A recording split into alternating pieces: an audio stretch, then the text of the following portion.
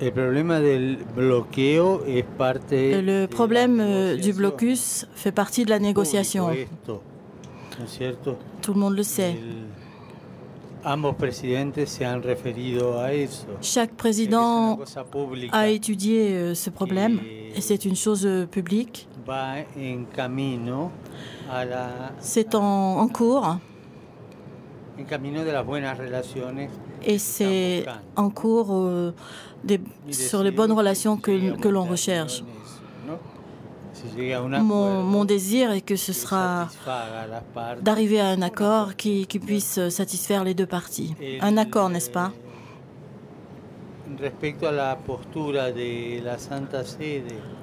En ce qui concerne la position du Saint-Siège, qui concerne les bloqueos, les papes antérieurs ont parlé de cela, pas seulement celui-là, mais d'autres cas aussi. La doctrine sociale de l'Église, je me réfère à cela, qui est très précise. Et par rapport au Congrès des États-Unis, le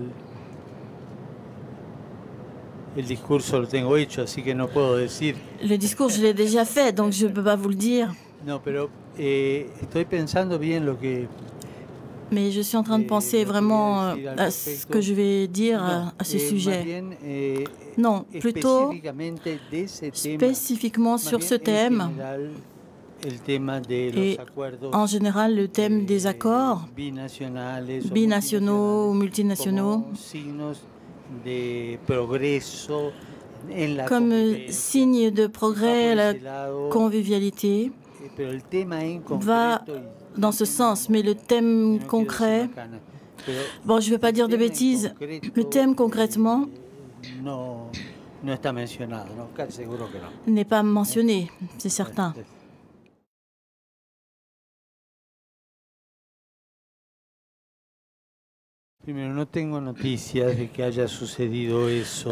D'abord, je n'ai pas eu de nouvelles qu'il se soit passé cela. Je ne sais pas.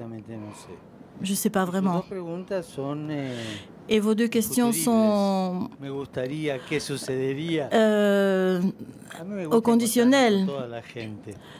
Qu'est-ce qui se passerait? Eh bien, moi, j'aime rencontrer tout le monde.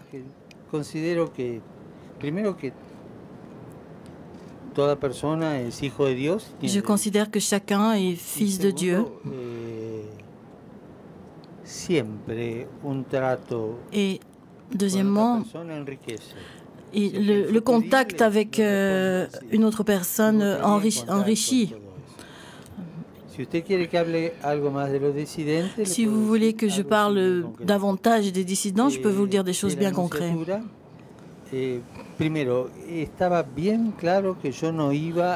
À l'annonciature, il était bien clair que je n'allais pas donner d'audience. Parce que si on parle d'audience, je n'aurais pas eu seulement les dissidents, j'aurais eu des audiences d'autres secteurs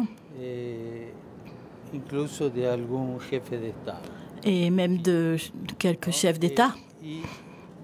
Non, je suis dans une visite dans un pays et seulement pour cela.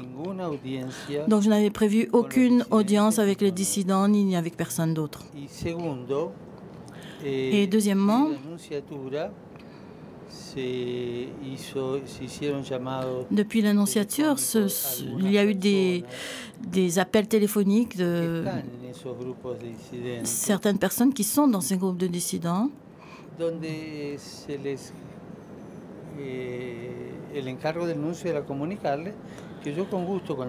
Et le message du nom, c'était que j'étais là et que je pouvais être à la cathédrale. Ça, oui. Ils pouvaient venir. Aucun ne s'est identifié, aucun ne s'est présenté. Et je ne sais pas s'ils étaient là ou s'ils n'étaient pas là. J'ai salué les malades qui étaient dans les chaises roulantes. Ah, je parle espagnol.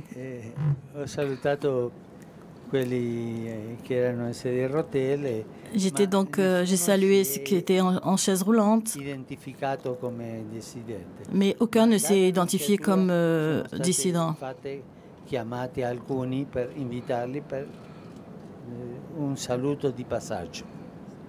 Mais de l'annonciature, j'ai simplement le passage. Ils pouvaient passer. Non sé lo che le diria. Le desearía cosa buena a todo el mundo. Je ne sais pas ce que je leur dirais. J'aimerais souhaiter des bonnes choses pour tout le monde. Sí. Pero mereces el premio Nobel a los futuribles. Mais vous méritez le prix Nobel de la science-fiction. Hein.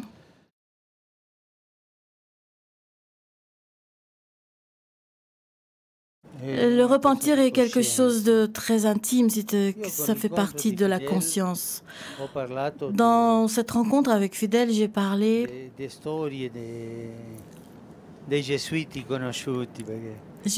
choses des jésuites. J'ai apporté un cadeau d'un père jésuite. Et j'ai offert des conférences et des livres. Je pense qu'il l'appréciait. Voilà, on a parlé de choses comme ça. On a beaucoup parlé à propos de l'encyclique Laudato Si. Il est très intéressé par ce thème de l'écologie.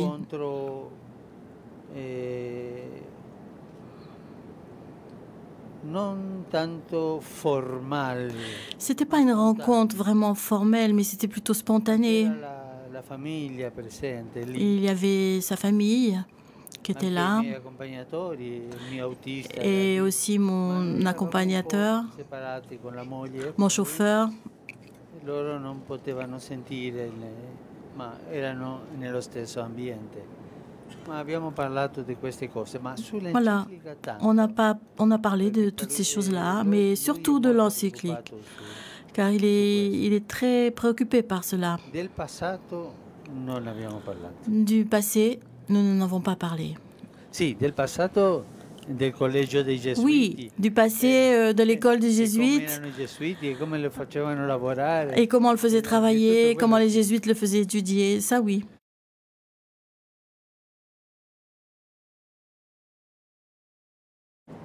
Un cardinale amico mi ha raccontato. Un ami cardinal m'a raconté qu'il y a une dame qui est venue le voir, très préoccupée,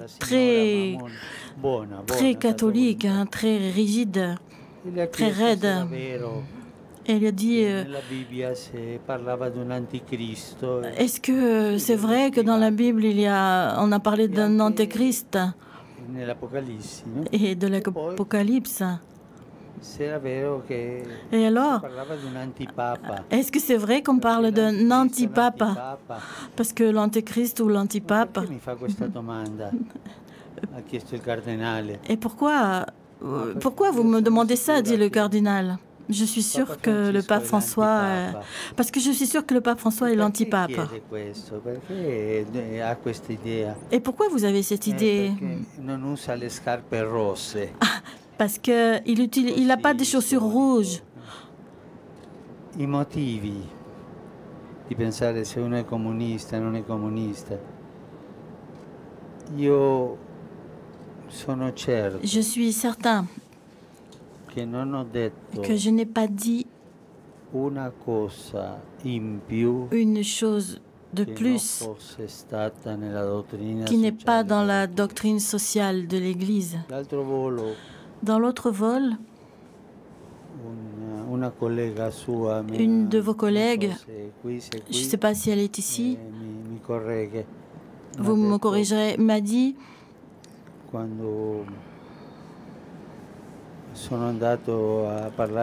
quand je suis allé parler avec les mouvements populaires,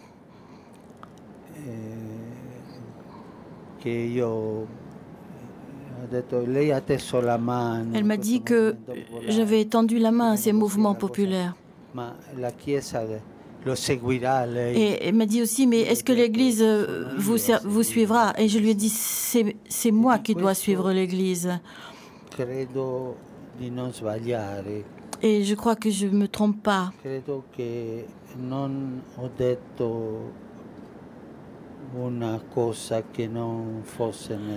Je crois que je n'ai pas dit qu'il soit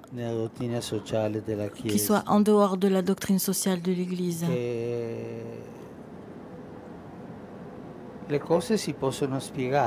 Les choses peuvent s'expliquer. Et une explication, j'ai peut-être donné une impression d'un peu de gauchisante, mais c'est peut-être une erreur de l'explication, non. Ma doctrine, sur tout cela, sur le Laudato Si, sur l'impérialisme économique et tout cela, et c'est vraiment la doctrine sociale de l'Église. Et s'il faut que je récite le credo, je peux le réciter.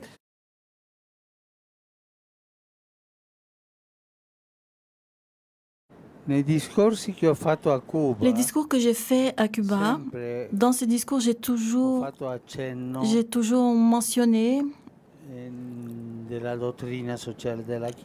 doctrine sociale de l'Église.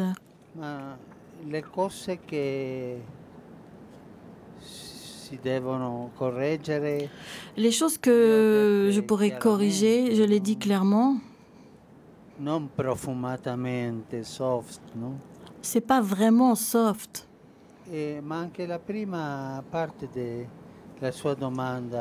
Mais la première partie de votre question, plus que ce que j'ai pu écrire, plus durement, que j'ai écrit dans l'encyclique, et dans l'Evangelii Gaudium, sur l'impérialisme, sur le capitalisme sauvage ou libéral. Tout est écrit là. J'ai rien dit de plus de cela. C'est vous qui me le faites, qui me le soulignez, mais j'ai dit ce que j'ai écrit, non? Et c'est suffisant.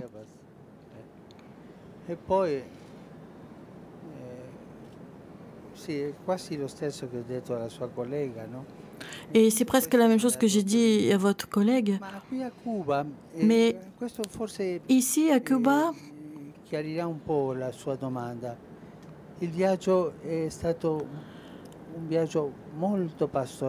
et ici, ce voyage a été vraiment très pastoral avec la communauté chrétienne, avec les chrétiens et aussi avec les personnes de bonne volonté.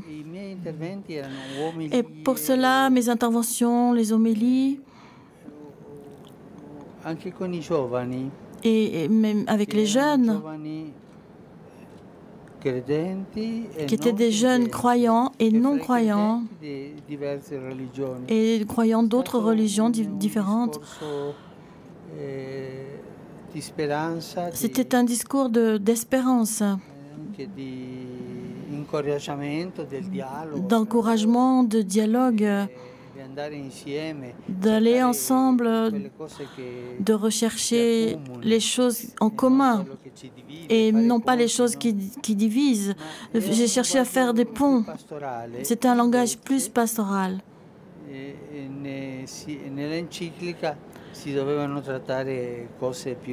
Et dans l'encyclique, il y a des choses plus techniques. On doit traiter des choses plus techniques. Et comme ce que vous avez mentionné.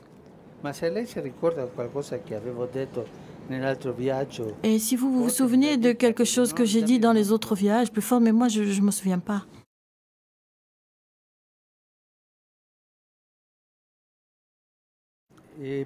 Dans le futur de Cuba. D'abord, ne pas recevoir les. Non, j'ai reçu aucune audience privée, ça pour tout le monde. Il y en a eu une d'un chef d'État et on a dit non. On a dit que ça n'avait rien à voir avec les dissidents. O sea, el trato con los disidentes fue el que expliqué. L'histoire avec le dissident, c'est ce que j'ai expliqué. L'église ici, l'église à Cuba, a fait un travail de liste de grâce. Fueron indultados 2200. 2200, le chiffre me l'a dit le président de la conférence épiscopale, 2200 ont été graciés. Più di 3000, no? Plus de 3000. Et c'est encore à l'étude. L'église ici à Cuba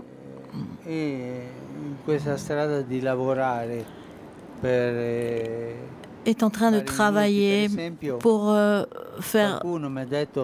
libérer. On m'a dit que on m'a dit que les condamnations à perpétuité s'étaient terminées.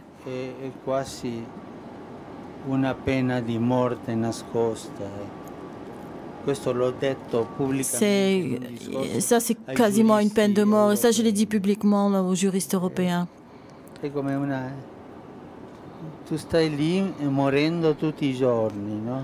C'est quelque chose pour mourir chaque jour, sans espoir de libération.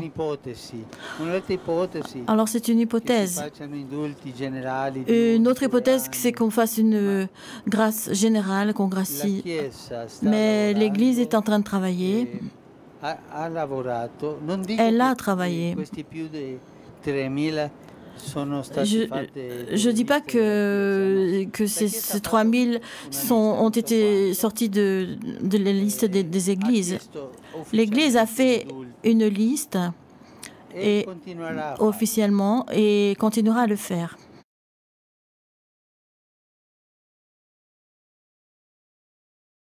Non. Non. Non, le primero fue San Juan Pablo II, historique. Le premier était Saint Jean-Paul II, une visite historique.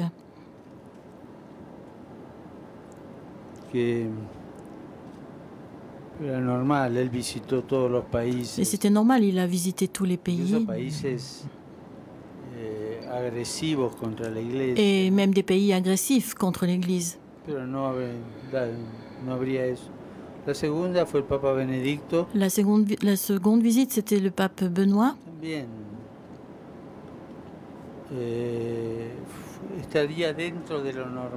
C'était aussi dans la normalité. Et la mienne, c'était un petit peu un hasard. Parce que je pensais aller aux États-Unis. Et je pensais y aller en passant par le Mexique. C'était la première idée d'aller à Ciudad Juárez, d'aller à la frontière. Mais aller au Mexique, sans aller à... Voilà. Et aller au Mexique sans aller voir la Guadalupana, ça n'aurait pas été possible. Et le 17 décembre passé, on a annoncé ce qui était plus ou moins réservé. C'était un processus depuis plus d'une année. Et ensuite, j'ai dit non, je vais aller aux États-Unis en passant par Cuba, et j'ai choisi pour cela. Mais pas parce qu'elle a une maladie spéciale que n'auraient pas d'autres pays.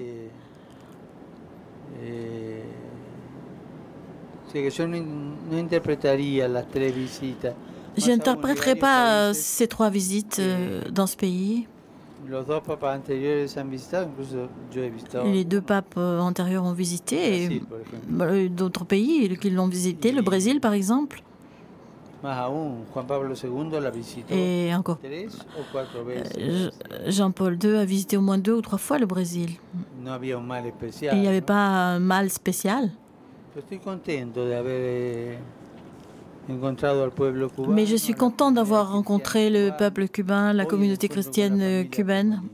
Et aujourd'hui, la rencontre avec les familles a été très très belle. Excusez-moi, j'ai l'espagnol qui est venu. La question était en espagnol. J'espère que vous avez compris. Vi ringrazio tanto.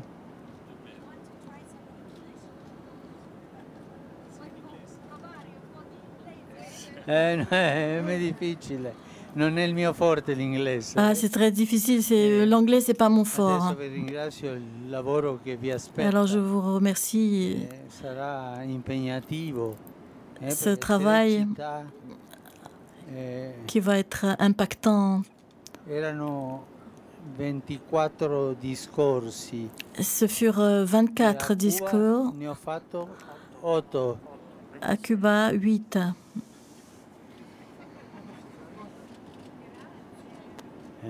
Grazie tante per il vostro lavoro. Merci beaucoup pour votre travail et priez pour moi.